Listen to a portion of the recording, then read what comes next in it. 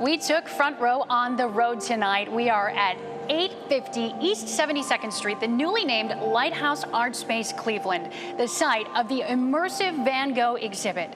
Organizers have spent months renovating this building to construct this gallery. And just a short time ago, the ribbon was cut on this starry night to officially unveil the exhibit. Tonight, you have a front row seat to the party. So join us inside the world of Van Gogh. The exhibit features 500,000 cubic feet of projections, more than 60,000 frames of video, and millions of pixels. Welcome into this very special Tuesday edition of Front Row. I'm Sara Shookman. And I'm Mike Polk. Things are picking up in here already, Sarah. I'm in for Jim Donovan. He's still taking some time off, celebrating the Browns win. Enjoy yourself, Jim. You've earned it. This is going to be so interesting. We're seeing it, or really having it happen behind us for the first time, too. Yeah, experiencing it. And it is still a busy news day. So we're going to start, as we always do at 7, by putting you in the front row to tonight's top stories. Here's first your 77 seconds at 7.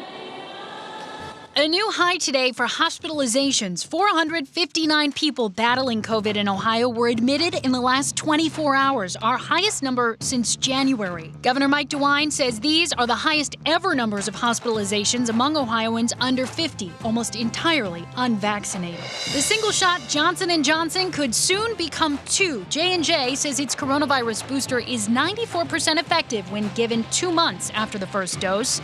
The company also says the booster increases antibody levels by 4 to 6 times compared with one shot alone. The Catholic Diocese of Cleveland says its former bishop Anthony Pilla has passed away at the age of 88. Pilla led the diocese from 1981 to his retirement in 2006. Former NASA Glenn director and Northeast Ohio native Jim Free is returning to NASA in a newly created position. Free will manage the development of programs critical to the Artemis lunar missions and Mars exploration. Free served as NASA Glenn's director from 2013 to 2016. And congratulations are in order to the Cleveland Metro Parks. The park system received the 2021 National Gold Medal Best in Nation Award for excellence in parks and recreation management, the 5th time in Metro Parks history. Nice job, Cleveland. Killer parks. We're back now, live at the highly anticipated Immersive Van Gogh exhibit as it welcomes guests starting tomorrow here in Cleveland on East 72nd Street. And we have so much to share with you over this half hour. I have gotten to recently speak with the producers of this show. It's so interesting how this has all come together. And we give you now a front row look at what you can expect when you're immersing yourself in the art of Van Gogh.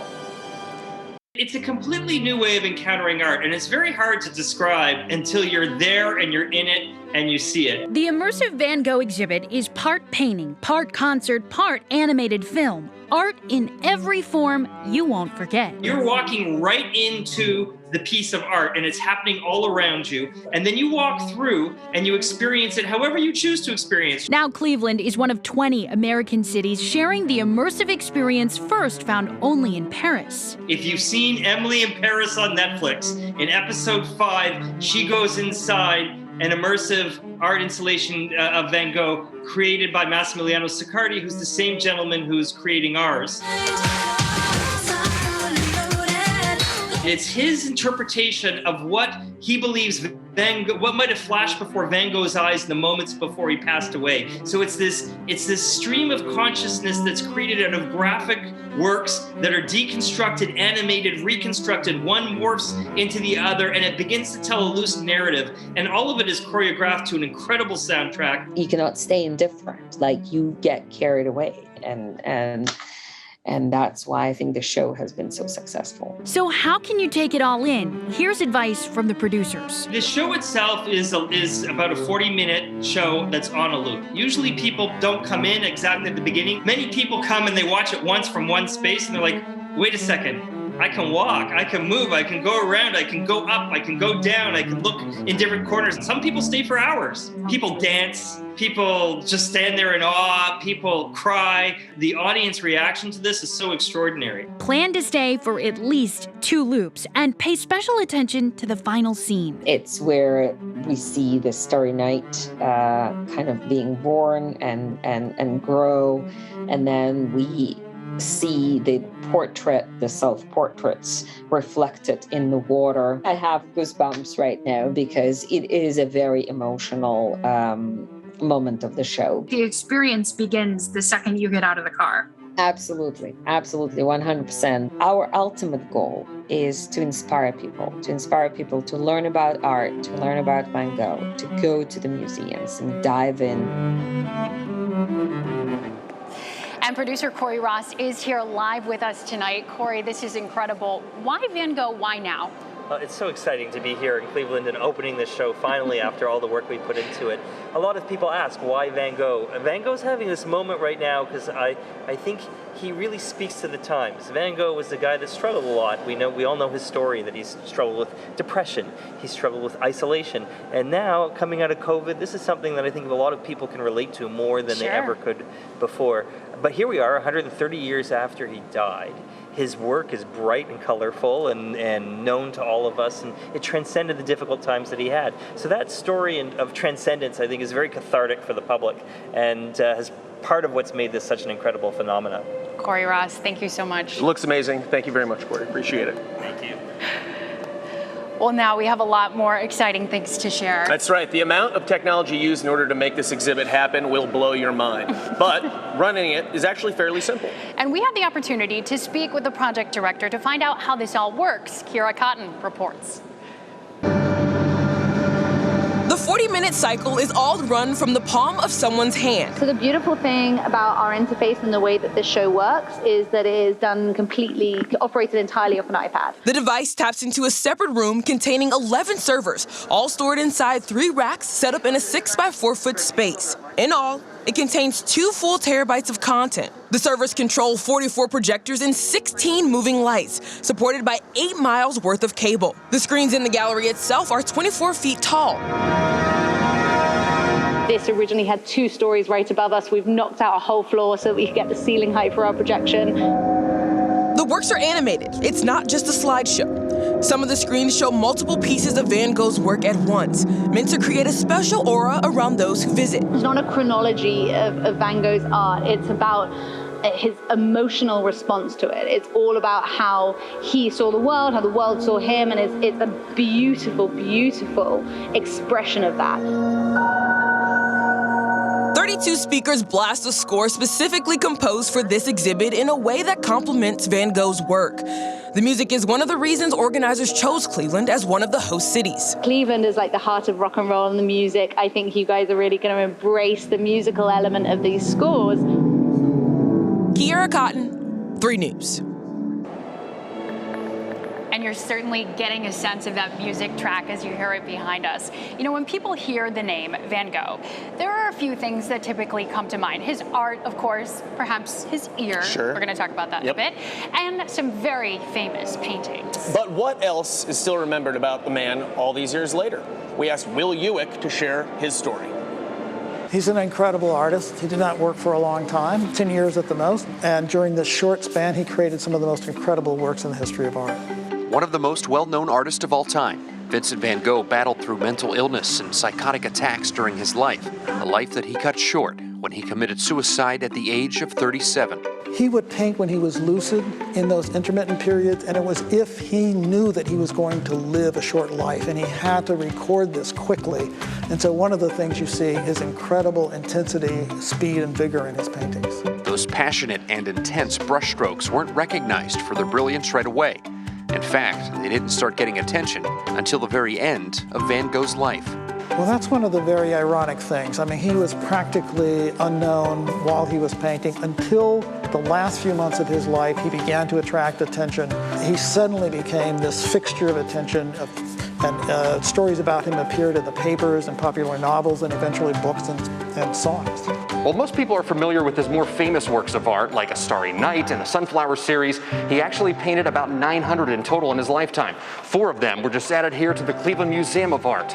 But all of them helped to inspire artists for generations. Well, he is one of the most influential artists in history. He almost inspired movements after him. He begins not to be tied to the representation of nature. In other words, he thinks of color symbolically. It's about painting emotion. And this is what is so critical for the history of 20th century art. So if you're planning on making a trip to the Van Gogh immersive experience or want to check out the real thing at the Cleveland Museum of Art, one of the things to look for, those quick, earnest flicks of the wrist that are so precise, they can only be described as a work of art. Despite the speed, the amount of control. I mean, if you look at those brushworks, you can see that he's painting with such force that, the paint is being squeezed and he's working very quickly, but it's also incredibly controlled. It's as if there's not a single misplaced brushstroke. Will Ewick, 3 News. Next on this special edition of Van Gogh Front Row. Why didn't we call it that? I know, right? Make the graphics. Vincent van Gogh is known not just for his art, but also the story of losing his ear. Next, I'll have a brief history behind that decision. And a behind-the-scenes look at the exhibit as we turn things over to the WKYC studios as well and check in with Matt Winks there. Matt, we're talking about a lot of rain coming our way. Yeah, we are, Sarah, and there's also a storm threat tomorrow afternoon. Some of those could be on the strong or severe side, so we'll walk you through that. Much like a painting, it looks very colorful behind me. We'll take you through the forecast as we leave you with a live look at CSU Cam. Very tropical atmosphere out there. We'll be back after the break. Front Row is sponsored by Window Nation, online at windownation.com. Sign and Drive has made Ken Ganley Ohio's #1 Kia dealer. Just sign and drive. A new Kia Soul, Forte, K5, Sportage, Sorrento, Telluride, and the all-new 2022 Carnival with absolutely zero do-it signing. And at Ken Ganley Kia, your trade is worth more than ever. Use your premium value to lower your payment, or we'll write you a check on the spot. I want to see ya in a Ken Ganley Kia.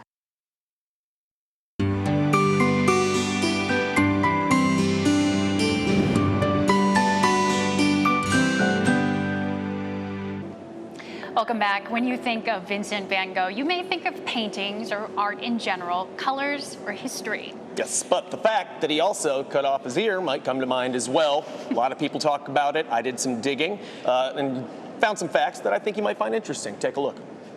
Okay, let's talk about the ear thing. One cannot discuss Van Gogh as an artist without also addressing his notoriety as a complicated and disturbed genius. Perhaps no one encapsulates the concept of the tortured artist better than Van Gogh, and no incident better illustrates this than when he infamously cut off his own ear. But why exactly did he do it, and what were the circumstances leading up to it? That's where things get a little more historically hazy, as there remains a lot of disagreement about the particulars. So let's start with what we do know for certain. We do know that the incident occurred in 1888 when Van Gogh was living in the city of Arles in southern France. It was there that he rented the so-called Yellow House and experienced one of the most prolific periods of his career, creating more than 300 works of art in about a year, including his famous Still Life Sunflower series. We know that on December 23rd, Van Gogh did indeed cut off his ear and then delivered the appendage to a woman at the town brothel. Van Gogh committed the act as some sort of ill-conceived romantic gesture. He had, after all, reportedly gifted the grisly offering to a prostitute with whom he was familiar, so the natural assumption was that it was some desperate act of unrequited love.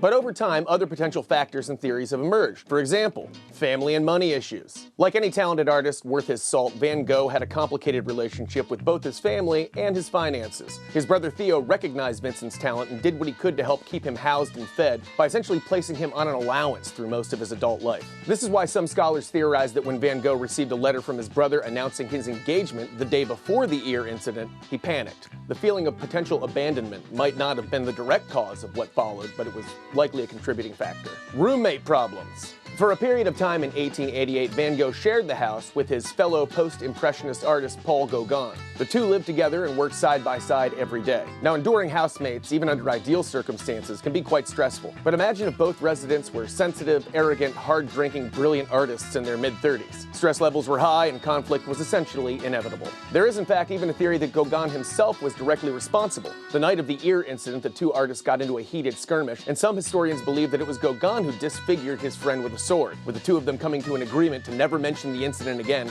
in order to preserve reputations. This theory is highly speculative. Mental health and additional factors. According to first-hand accounts and written correspondence with family and friends, Van Gogh's mental health was badly deteriorating at this time, and he was exhibiting evidence of possible depression, psychosis, and bipolar disorder. He was also drinking copious amounts of alcohol and absinthe at the time and had recently suffered from sunstroke. Now, how much each of these factors contributed to the ear event, if at all, is debatable. But what is safe to say is that Van Gogh had a lot going on. After the incident, his mental health continued to deteriorate. Less than 6 months later, he would enter the St. Paul Asylum, where he produced some of his most important works, such as his famous Starry Nights, prints of which can still be found hanging in most artsy girls' dormitory rooms. Less than a year and a half later, Vincent van Gogh would ultimately die at the age of 37. The ear incident was not the defining moment of Vincent van Gogh's life. What defines him clearly is his magnificent work. But it's easy to understand the fascination that people have with the story. When we see art that is so transcendently beautiful, we can't help but wonder about the kind of person capable of creating it. And we wonder whether they managed to do so in spite of their issues, or perhaps because of them. Matt Wentz, I learned a lot researching Vincent van Gogh. My most interesting Vincent van Gogh fact, you guys, he had an older brother named Vincent van Gogh. He passed away as a baby, and then his parents named him Vincent van Gogh. And you were pretty much bound to be an interesting person if you're named after your older brother who passed away as a baby. I think that's just going to happen. So many interesting facts you brought us on him, for sure. I did my best. Matt, so you got a lot going on there in the Weather Center. Yeah, we do. I was trying to think of the transition, but I can't think of one. But I do appreciate the facts for sure. We've got an active 24 to 36 hours to get through. We've got a decent area low pressure that will develop. That will drive some pretty interesting weather tomorrow afternoon, depending on where you are. Notice tonight we've got showers in the forecast. These are more nuisance showers than anything else. They will continue. Temperatures stay on the muggy side, generally upper 60s tonight, so still humid. So here's our systems coming together. Doesn't really look like much right now. We've got the cooler air off towards the west, warmer air where we are, but a powerful jet stream is digging into this area of low pressure, and it's really going to ramp it up right over northeast Ohio as we go throughout the daytime tomorrow. So that's why things are going to kind of change with this on radar. So let's go with your National Design Mart hour-by-hour forecast. I want to start you off tomorrow morning. Many of us dry tomorrow morning. Where's the storm? Well, depends on where you are. Out towards the west, we'll likely have a solid rain from Sandusky. It'll stay cool over there as well, but dry off towards the east. This line will transition east as we go throughout the daytime. We'll spike temperatures out ahead of it as well, likely upper 70s from Cleveland out towards the east. Notice, still dry from Cleveland east. West, we've got some heavier rain coming in. This heavy rain will eventually, with a little daytime heating, develop into potentially some powerful thunderstorms that will race north and east. All modes of severe weather possible with that. Tomorrow afternoon and evening's the timeline for that. Eventually that will push on out. We get cooler air that wraps in behind. You notice a lot of people seeing a lot of rain for much of the day tomorrow. How much rain are we talking? Heaviest out towards the west, but pretty much everyone in that 1 to 3 inch range, perhaps 3, 4, 5 inch totals as you get out towards Toledo. So we've got rain. We've also got wind out there as well, and the storm threat. Union Home Mortgage 7-day forecast, cooler air on Thursday behind that system with lingering showers. Friday we get a break. Saturday we bring in more showers, temps in the 60s to near 70 degrees throughout the duration. Sarah. All right, Matt, thank you so much for getting us up to speed. Still ahead here, the creator of this Van Gogh exhibit reflects on his connection with the painter, sharing his reasons behind featuring the artist. We'll be right back with more from the Immersive Van Gogh exhibit here in Cleveland in just 2 minutes on Van Gogh Front Row.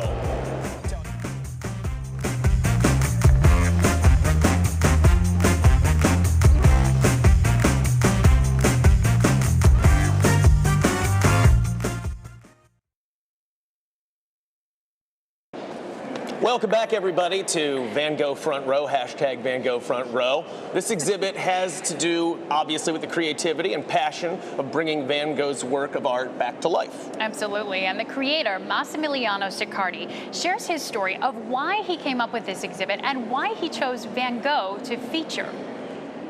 So this idea comes from far, because this is the third time that I write about a show about Van Gogh. But I am very happy because this time I was more free. I was freer to write about him and his madness. Van Gogh is actually a very special artist because of the matter of his paintings, and also as a person, he is very particular, and he's particularly close to me because I met him like ideally. I met his art when I was very young. And Sicardi says if he could talk to Van Gogh today, he would ask him what was so fascinating about the color yellow. We have certainly seen a lot of that. Good question. More on this special edition of Front Row coming your way next. The Primetime Lineup is sponsored by Absolute Roofing. Protect your home with Absolute Roofing, your solution for all your roofing problems and needs. When your roof is a must, the name you can trust is AbsoluteRoofing.com.